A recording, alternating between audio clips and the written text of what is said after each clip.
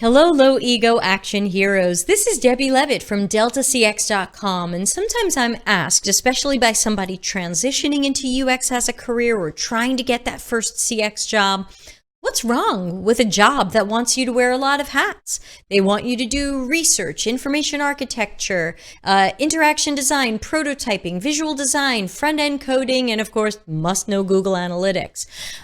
Is there something wrong with that? Well, my question would be, are you great at all of those things?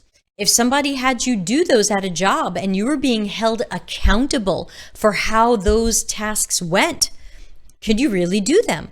Are you just okay at those things?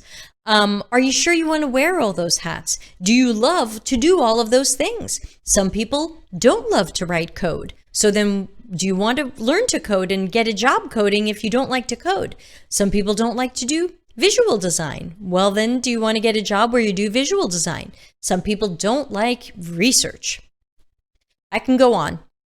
So I think there are many problems with jobs that ask us to wear too many hats, and usually at their core is that they don't even understand what a lot of these things even are, how we do them, or why we do them. And they just assume, hey, you look like an artsy fartsy hipster, you can probably do all this stuff, just make us some pretty screens. But ultimately, I think in the long run, some of these combination jobs or hybrid jobs do work against us, but more importantly, they work against the customer.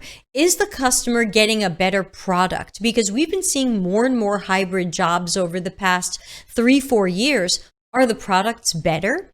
How many apps can you think of on your phone right now that you think are freaking amazing? Like you can't live without them. Not because they're fun, like, oh, looking at pictures is fun. I mean, because like the UX is amazing, because this app read your mind. They really researched with people like you. They know exactly what you needed and the tasks you're trying to accomplish. How many apps can you think of like that? How many websites can you think of like that? Wow, they made paying a bill so easy. I mean, right now, I feel like we're surrounded by garbage products. Now, whose fault is that? It's not the generalist's fault. It's not any one person's fault. But I think the more at these jobs that they try to pile on multiple jobs done by one person and skimping on things, because if you are trying to do 2, 3, 4, 5, 6 jobs, you're going to have to prioritize. And when they say, you've got 2 days, what are you going to do? Pretty screens. Finish the pretty screens so that someone can make these. And so I think we just have to be careful with some of these jobs.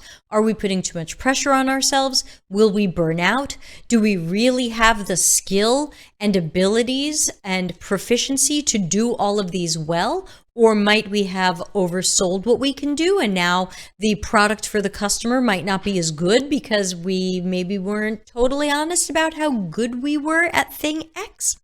So I would say use that self-awareness to just keep improving in those areas, and don't feel like you have to take a job in an area that you're bad at, or that you're really just starting to learn, or that you don't think you want to do.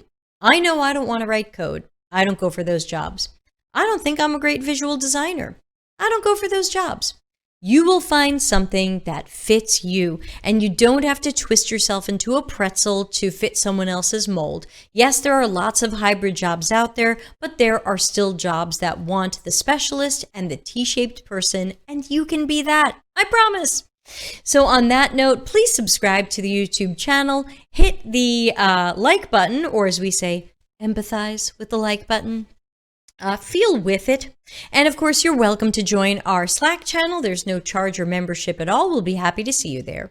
Thanks, and see you in the next video.